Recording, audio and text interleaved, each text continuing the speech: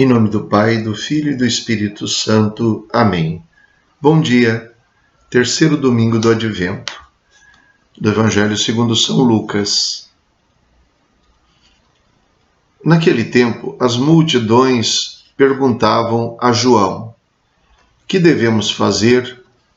João respondia: "Quem tiver 2 túnicas, dê uma a quem não tem, e quem tiver comida, faça o mesmo." Foram também para o batismo cobradores de impostos e perguntaram a João: "Mestre, que devemos fazer?" João respondeu: "Não cobreis mais do que foi estabelecido." Havia também soldados que perguntavam: "E nós, que devemos fazer?" João respondia: "Não tomeis à força dinheiro de ninguém, nem façais falsas acusações. Ficais satisfeitos com o vosso salário." O povo estava na expectativa e todos se perguntavam, no seu íntimo, se João não seria o Messias. Por isso, João declarou a todos: "Eu vos batizo com água, mas virá aquele que é mais forte do que eu. Eu não sou digno de desamarrar a correia de suas sandálias. Ele vos batizará no Espírito Santo e no fogo. Ele virá com a pá na mão, vai limpar sua eira e recolher o trigo no celeiro. Mas a palha ele a queimará no fogo que não se apaga." E ainda de muitos outros modos, João anunciava ao povo a boa nova, palavra da salvação. Glória a vós, Senhor. O texto termina dizendo que João anunciava a boa nova, a boa notícia.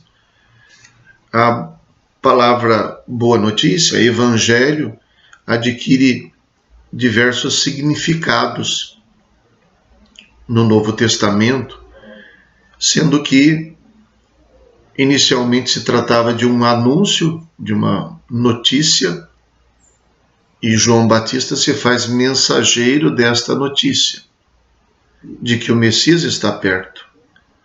Depois, Jesus também anuncia a boa nova, também se faz mensageiro da boa nova, para dizer: o reino de Deus está próximo. Aí já não é o Messias, o reino de Deus está próximo.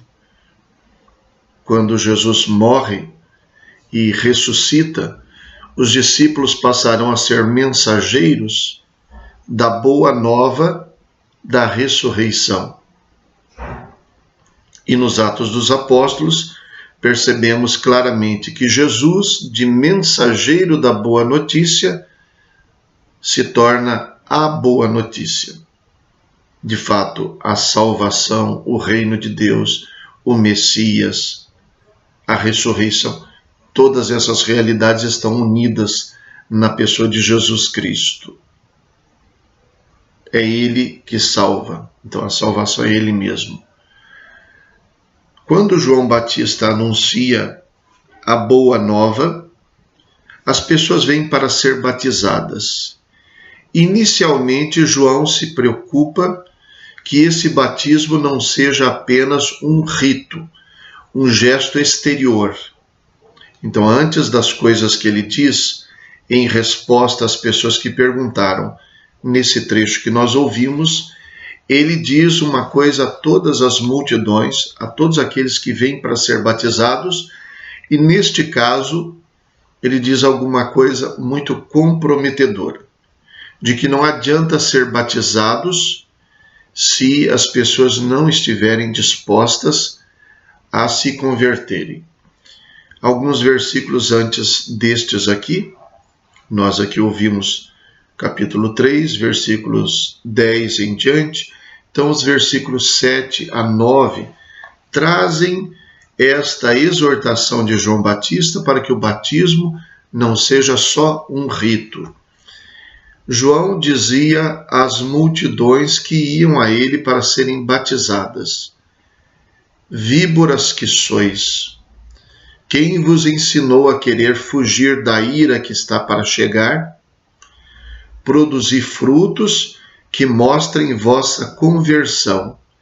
E não comeceis a dizer a vós mesmos, nosso pai é Abraão.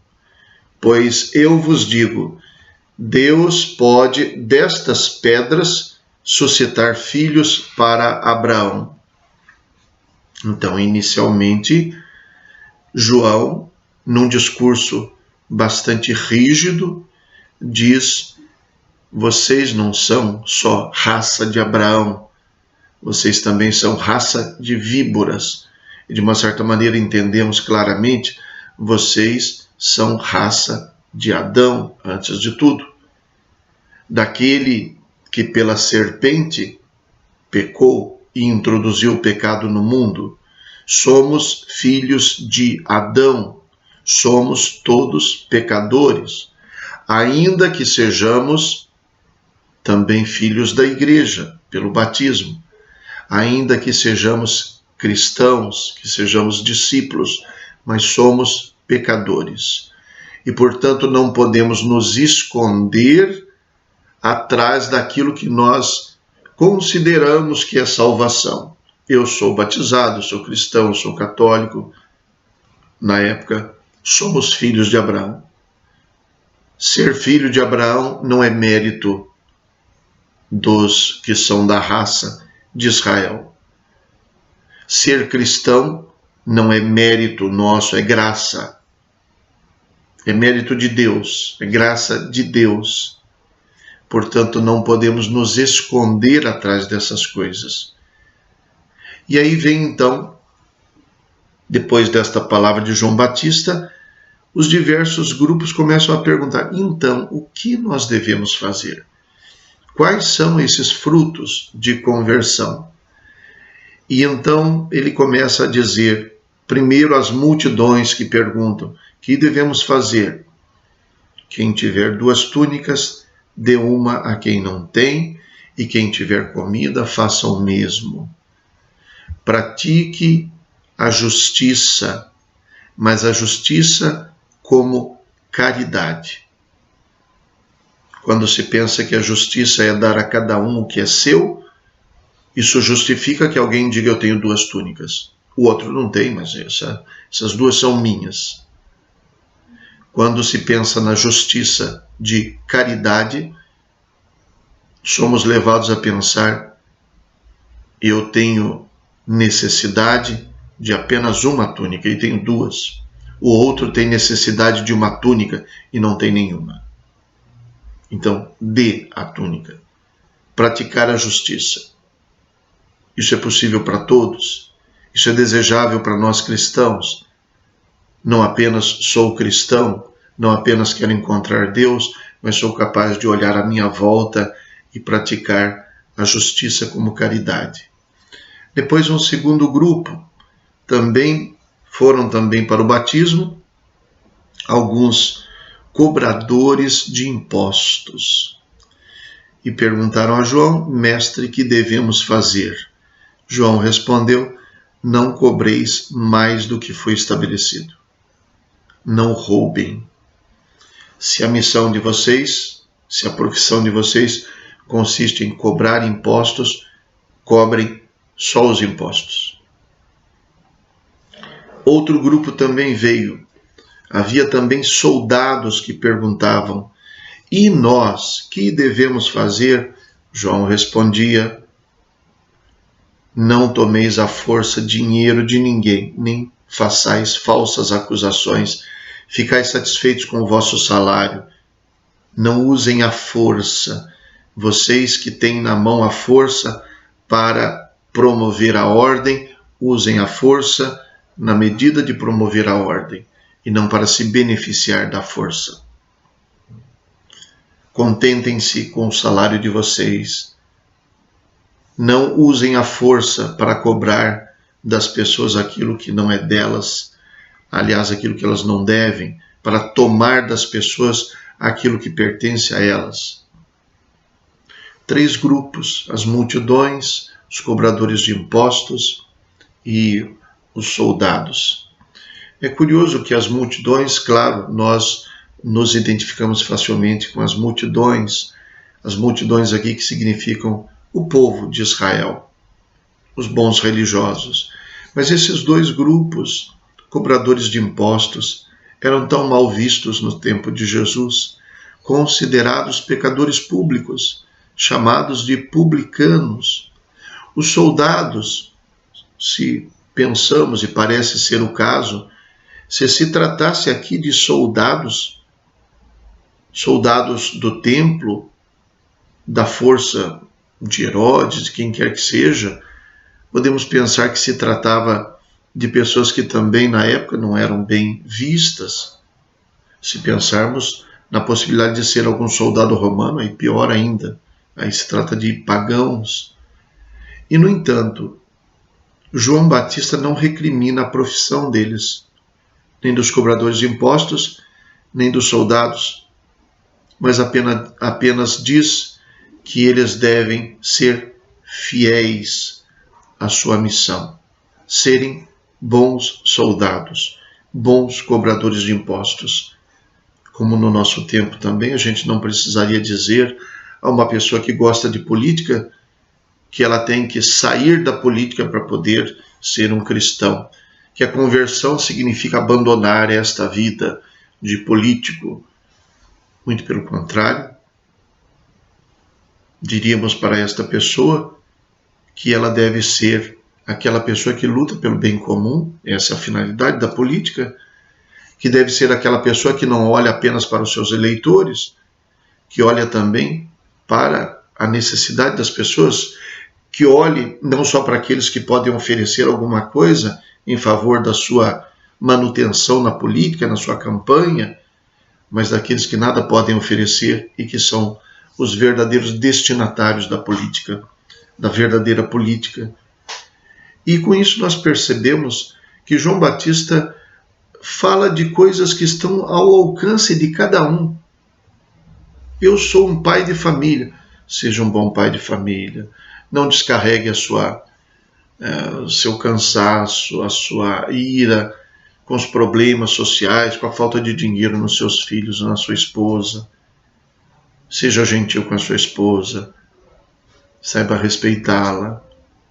Seja zeloso com seus filhos. Saiba das coisas que eles fazem.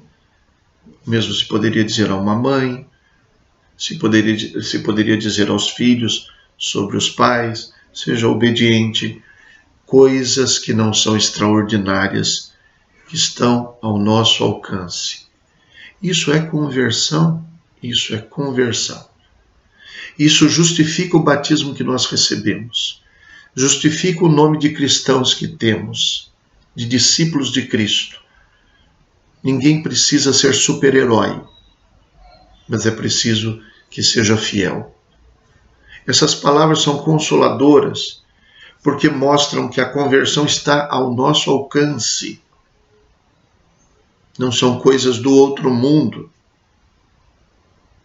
E eu diria, nós temos nas palavras do Evangelho, nas primeiras, aquelas que não foram lidas aqui hoje, que eu li para ilustrar, palavras comprometedoras de que todo mundo tem de fazer alguma coisa para mostrar que o seu batismo não é só ritual, que o seu nome de cristão não é só crachá, não é só para pôr num quadro na parede, mas que algum sinal de conversão a pessoa dá.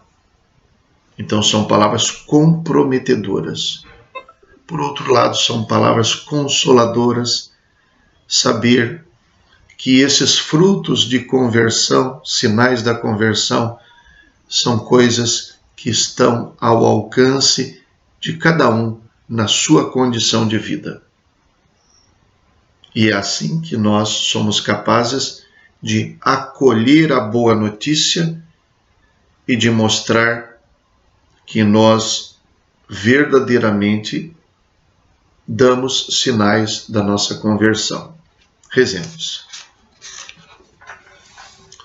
Ó Deus de bondade, que vedes o vosso povo esperando o fervoroso Natal do Senhor, dai chegarmos às alegrias da salvação e celebrá-las sempre com intenso júbilo na solene liturgia. Por nosso Senhor Jesus Cristo, vosso Filho, na unidade do Espírito Santo. Amém. O Senhor esteja convosco. Ele está no meio de nós. Abençoe-vos Deus Todo-Poderoso, Pai, Filho e Espírito Santo. Amém. Bom dia. Fiquem com Deus.